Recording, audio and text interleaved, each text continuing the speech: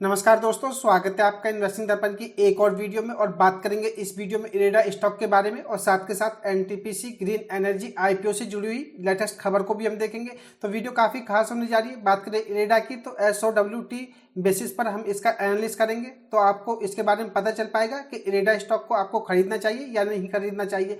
तो ऐसे में वीडियो में आप अंत तक बनी रहिएगा ताकि आपसे कोई जानकारी मिस ना हो और आप इरेडा के स्टॉक में कोई भी गलती करने से बचे। बात करें इरेडा स्टॉक की तो 18 सितंबर को 0.16% की गिरावट में हमें देखने को मिला है और स्टॉक 227.37 पर हमें क्लोज होता हुआ देखने को मिला है।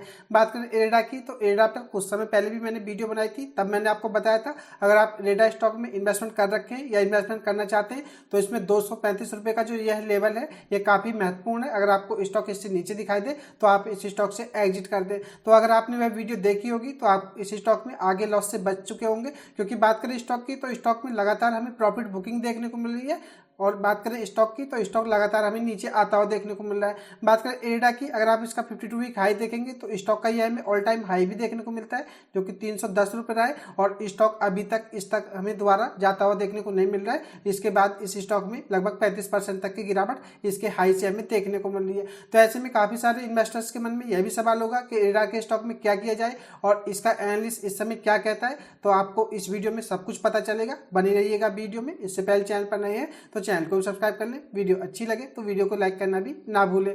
बात करें इरेडा की तो हम इसका एनालिस्ट एसओडब्ल्यूटी यानी कि इसकी स्ट्रेंथ, अपॉर्चुनिटी, वीकनेस और थ्रेट के बेसिस पर हम देखेंगे। तो वीडियो को में आप अंत तक बने रहिएगा। बात करें इरेडा स्टॉक से जुड़ी हुई न्यूज की तो न्यूज इस आर्टिकल के माध्यम से मैं आपसे डिस्कस करूंगा। इसमें हम देखेंगे कि इसका एसओडब्ल्यूटी एनालिस्ट क्या कहता है, तो आप इसको अच्छी तरह से समझ लीजिएगा। बात करें पीएसयू स्टॉक इरेडा की तो यह हमेशा चर्चा में बना रहता है। हाल ही में अगर हम बात करें तो स्टॉक का हमें यह 310 रुपए के लेवल से अगर हम देखें तो लगातार प्रॉफिट बुकिंग के चलते यह प्रॉफिट बुकिंग का सामना कर रहा है। बात करें इरेडा स्टॉक में तो कुछ एनालिस्ट ने विश्वास जताया है।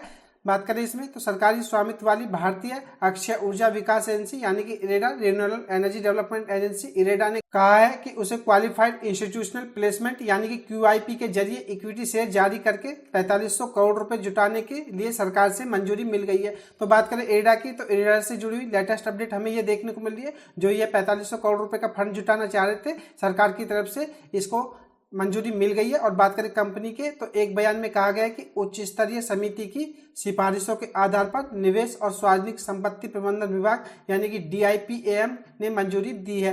तो बात करें हमें तो क्यूआईपी के लिए इन्हें मंजूरी मिल गई है। तो यह भी एक बड़ी खबर हमें देखने को मिल रही है। बयान के अनुसार फंड रेजिंग क्यूआईपी के माध्यम से की जाएगी। तो यानी कि पहले एफपीओ को लेकर के अनुमान जताया जाता है कि इरेडा एफपीओ के जरिए यह फंड राइज करेगी, लेकिन यह हमें क्यूआईपी के माध्यम से देखने को मिलेगा। बात करें जिसमें आईआरडीए में भारत सरकार की हिस्सेदारी को पोस्ट इश्यू बेसिस पर 7% कम करने की योजना है, जिसे एक या अधिक किस्तों में निष्पादित किया जाएगा। तो बात करें इसमें तो पोस्ट इश्यू के बाद सरकार 7% तक की हिस्सेदारी इसमें कम कर सकती है और इसे एक से अधिक किस्तों में निष्पादित किया जा सकता है। बात करें इस फंड राइजिंग का उद्देश्य इरेडा के कैपिटल बेस को मजबूत करना है, जिससे रिन्यूएबल एनर्जी प्रोजेक्ट के लिए अपने फाइनेंस को बढ़ा सके और भारत के स्वच्छ ऊर्जा में परिवर्तन को और तेज कर सके। बात करें इरेडा की स्ट्रेंथ की यानी कि इरेडा कंपनी की अगर हम मजबूती की बात करें तो नंबर 1 पर अगर हम देखें तो इरेडा पिछले 5 वर्षों में अगर निफ्टी 500 इंडेक्स में अगर हम देखें तो लगातार सबसे अधिक रिटर्न देने वाला स्टॉक है। नंबर 2 पर अगर हम देखें तो यह high trailing 12 month EPS growth वाली कंपनी है, यानी कि इसके प्रति शेयर की कमाई हाई है। बात करें तीसरे नंबर पर तो कंपनी का जो सालाना प्रॉफिट है इसके सेक्टर के एवरेज प्रॉफिट से अधिक देखने को मिल रहा है। नंबर 4 पर अगर हम देखें तो हालिया नतीजों में अच्छे क्वार्टर रिजल्ट पोस्ट किए, जिसमें नेट प्रॉफिट 294.6 करोड़ रुपए से बढ़कर के 383.7 करोड़ रुपए हो गया।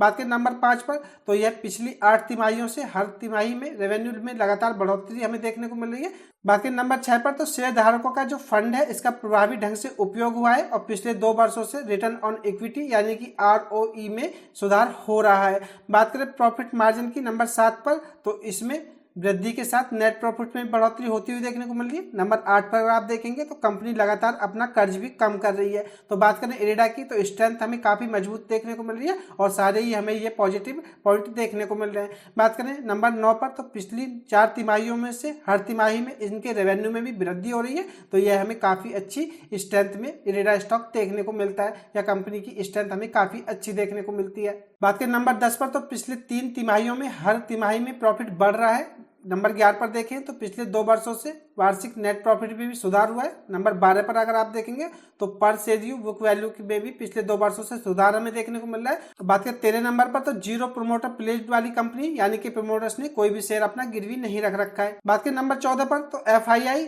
और FPI अपनी शेयर होल्डिंग लगातार बढ़ा रहे हैं। और बात करें 15 नंबर पर तो तिमाही में अपनी इंडस्ट्री वैल्यू परिवर्तन से बेहतर प्रदर्शन करने वाला स्टॉक हमें देखने को मिलता है। तो बात करें इरेडा की, तो इरेडा की हमने 15 पॉइंटों में ये इसकी स्ट्रेंथ को देखा, जिससे कि कह सकते हैं कि इरेडा की कंपनी में लगातार हमें सुधार होता हुआ देखने को मिल रहा है और इसमें हमें यह सारे पॉजिटिव पहलू देखने को मिल रहे हैं जो कि स्टॉक की अच्छाई को दर्शाते हैं। बात करें इरेडा की, तो इरेडा स्टॉक में इस समय 13 अपॉर्चुनिटी इस आर्टिकल के माध्यम से बताई गई है। तो ऐसे में अगर आप इरेडा स्टॉक को इन्वेस्टमेंट के लिए देखना चाहते हैं तो इस स्टॉक में आपके पास अपॉर्चुनिटी भी हो सकती है। बात करें स्टॉक की, तो इसका जो 30 दिन का और 200 दिन का जो SMA है यह इसको पार कर चुका है। तो यह भी एक हमें अपॉर्चुनिटी देखने को मिल रही है जो कि स्टॉक में टेक्निकली अगर हम बात करें तो मजबूती को दर्शाता है। बात करें नंबर 2 पर, तो 3 महीने की बेसिस पर अगर हम देखें तो शेयर प्राइस में 10% की वृद्धि और इसके साथ ही नेट प्रॉफिट वृद्धि वाली कंपनी हमें देखने को मिलती है। बात करें तीसरे नंबर, तो पिछले 3 महीनों में ब्रोकरों ने सिफारिश या टारगेट प्राइस इसके बढ़ाए हैं। लेकिन बात करें फिलिप्स कैपिटल की, तो फ्रेंड्स इसका भी मैं बताना चाहूंगा इस स्टॉक में, यह भी आप बात ध्यान में रखें। फिलिप्स कैपिटल ब्रोकरेज फर्म की अगर हम माने तो इन्होंने 130 रुपए की टारगेट प्राइस इरेडा स्टॉक को दिया है, तो यह भी आपको पता होना चाहिए। बात करें नंबर 4 पर, तो स्टॉक ने 1 महीने में इंडस्ट्री के मुकाबले बेहतर प्रदर्शन किया है। नंबर 5 पर अगर आप देखेंगे तो स्ट्रीट फेवरेट कम से कम 20% अपसाइड के साथ हाई एनालिस्ट रेटिंग दी है। बात करें इसमें तो एनालिस्ट की अगर माने तो 20% का अपसाइड स्टॉक में आपको यहाँ से देखने को मिल सकता है। बात करें नंबर 6 पर, तो एक्सपेंसिव परफॉर्मेंस यानी कि DVM इसका बताया गया है। बात करें नंबर 7 पर, तो इंडस्ट्री PEG से कम PEG ग्रोथ के चांस है। बात करें नंबर 8 पर, तो हाई स्कोर यानी कि टेक्निकल स्कोर 50 से अधिक बताया जा रहा है।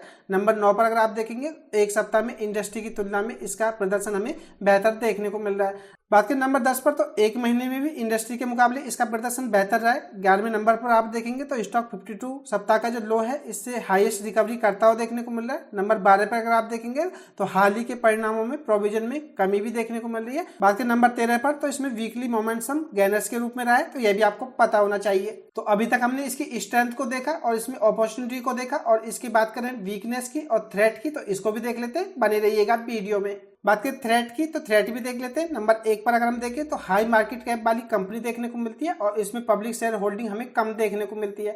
बात करें नंबर 2 पर, तो इसका PE भी इस समय हाई बताया जा रहा है जो कि 40 से ज्यादा है। बात करें नंबर 3 पर, तो नॉन कोर इनकम में इसकी वृद्धि का ट्रेंड बना हुआ है। नंबर 4 पर अगर आप देखेंगे तो इसकी जो RSI है इसकी कीमत भी कमजोरी का संकेत दे रही है। हाल ही में अगर हम बात करें नंबर 5 पर, तो यह स्टॉक टॉप लूजर भी रहा है, तो आप इस स्टॉक के थ्रेट को भी समझ सकते हैं। बात करें वीकनेस की, तो वीकनेस की अगर हम बात करें तो इंडस्ट्री PE से अधिक PE हमें इसका देखने को मिलता है। नंबर 2 पर अगर हम बात करें तो पिछली तिमाही में म्यूचुअल फंड ने अपनी शेयर धारिता घटाई है और नेट कैश फ्लो में गिरावट हमें देखने को मिल रही है, तो हमें यह इसके थ्रेट और वीकनेस देखने को मिल रहे हैं। तो आशा करता हूं फ्रेंड्स वीडियो की लेंथ थोड़ी बड़ी हो गई होगी, लेकिन मैं आपको इसमें SWOT अच्छी तरह से समझा पाया होऊंगा और आपको इस स्टॉक के बारे में पता चल पाया होगा कि इस स्टॉक की वीकनेस, स्ट्रेंथ, थ्रेट और अपॉर्चुनिटी हमें किस तरह से देखने को मिल रहे हैं, तो ये आपको पता होना चाहिए। और अगर मैं आपको पर्सनली बताऊं कि इरेडा स्टॉक में आपको क्या करना चाहिए, तो फ्रेंड्स आप इस स्टॉक में जो 235 रुपए का लेवल है आप इसको ध्यान में रखें। स्टॉक अभी इसके नीचे हमें देखने को मिल रहा है, तो अभी इस स्टॉक में आप कोई भी जल्दीबाजी में गलत डिसीजन ना ले। स्टॉक अगर आपको 235 रुपए से ऊपर जाता हुआ दिखाई दे तो आप इस स्टॉक में 235 रुपए का एसएल लेकर के ऊपर की तरफ अपनी पोजीशन बनाए रखें, और अगर स्टॉक इससे फिर नीचे दिखाई दे तो आप इस स्टॉक को एग्जिट कर दें, क्योंकि इरेडा स्टॉक में अभी आगे के मोमेंटम के बारे में कोई नहीं बताया जा सकता। स्टॉक के PE की अगर हम बात करें तो यह इस समय हमें काफी हाई वैल्यूएशन पर देखने को मिल रहा है, तो यह आप बात ध्यान में रखें। अब बात करें फटाफट NTPC ग्रीन एनर्जी IPO की, तो इसको लेकर के एक बड़ी अपडेट हमें देखने को मिल रही है। छोटा सा ही आर्टिकल है तो मैं आपको फटाफट बता देता हूँ। बात करें NTPC ग्रीन एनर्जी की, तो इन्होंने आज यानी कि कल 18 सितंबर को आखिरकार IPO के लिए अप्लाई कर दिया है। कंपनी ने 10,000 करोड़ रुपए के $1.19 बिलियन तक फंड जुटाने के लिए मार्केट रेगुलेटरी सेबी के पास ड्राफ्ट पेपर दाखिल किया है, तो काफी बड़ा IPO में देखने को मिलेगा। अगर हम बात करें गवर्नमेंट की तरफ से, तो इरेडा स्टॉक के बाद यह एक बड़ा IPO में देखने को मिल रहा है, जिसकी अगर हम बात करें IPO साइज की, तो ये 10,000 करोड़ रुपए तक हमें देखने को मिलेगा, तो एक बड़ा IPO हो सकता है। फ्रेंड्स बात करें NTPC की, तो एक PSU स्टॉक है और NTPC ग्रीन एनर्जी, तो आप इस IPO के लिए तैयार रहें, एक बड़ा IPO आपको देखने को मिलेगा। बात करें इस IPO की, तो इसमें आगे अगर हम देखें तो ड्राफ्ट पेपर्स के मुताबिक यह कंपनी केवल फ्रेश इक्विटी शेयर जारी करेगी और मौजूदा शेयर धारकों यानी कि ऑफर फॉर सेल के जरिए कोई भी हिस्सेदारी नहीं बेची जाएगी। तो यह भी काफ़ी अच्छी हमें खबर देखने को मिल रही है कि इसमें आपको कोई भी OFS देखने को नहीं मिलेगा, यानी कि आपको इसमें फ्रेश इशू देखने को मिलेगा। यानी कि कहा जाए तो कंपनी के पास जो भी पैसा फ्रेश इशू के जरिए जुटाया जाएगा वह कंपनी के पास ही रहेगा। बात करें तो इसका मतलब है कि IPO से होने वाली पूरी आय कंपनी को जाएगी। तो यह भी एक अच्छी अपडेट हमें NTPC ग्रीन एनर्जी IPO से देखने को मिल रही है। बात करें तो यह फाइलिंग ऐसे समय में की गई है जब बिजली उत्पादक कंपनियां रिन्यूएबल एनर्जी पर बड़ा दाव लगा रही हैं और अपनी ग्रीन एनर्जी कैपेसिटी का विस्तार करने की तैयारी में है। भारत सरकार उत्सर्जन को कम करने के लिए 2030 तक कम से कम 500 गीगावाट क्लीन एनर्जी का लक्ष्य बना रही है। भारत में IPO बाजार में जबरदस्त तेजी है। इस साल अब तक करीब 235 कंपनियों ने 8.6 अरब डॉलर से अधिक की रकम जुटाई है, जो 2023 में जुटाई गई रकम की से भी अधिक हमें देखने को मिलती है। वेल्थ मिल सिक्योरिटीज में इक्विटी स्ट्रेटेजी के डायरेक्टर क्रांति बाथिनी ने कहा है कि IPO ऐसे समय में आया है जब thermal power, heavy NTPC diversified और रेवेन्यू बढ़ाने के लिए अन्य ऊर्जा स्रोतों की तलाश कर रही है। बाथिनी ने कहा है कि इस फैक्ट को ध्यान में रखते हुए कि निकट भविष्य में ग्रीन एनर्जी पर फोकस रहेगा, निवेशक निश्चित रूप से इसका फायदा उठा सकते हैं। और फ्रेंड्स, वही मैं आपको बताना चाहता हूँ, अगर आपको NTPC ग्रीन एनर्जी IPO में अप्लाई करना है तो आप इसके लिए तैयारी कर लें। और अभी तक अगर आपने कोई डीमैट अकाउंट नहीं खोला है तो आप डीमैट अकाउंट जरूर खोल लें और एक से अधिक डीमैट अकाउंट आप खोलें और अपनी फैमिली मेंबर का भी अकाउंट खुलाएं, जिससे कि आप इस IPO में अलग अलग अकाउंट से अप्लाई कर पाएँ। अगर आप जीरोधा में अकाउंट खोलना चाहते हैं तो जीरोधा अकाउंट की लिंक मैंने नीचे दे रखी है, आप उस लिंक से जाकर के भी जीरोधा में अकाउंट खोल सकते हैं। अगर हम बात करें जीरोधा की तो इस समय भारत में नंबर 1 ब्रोकर हमें देखने को मिलता है।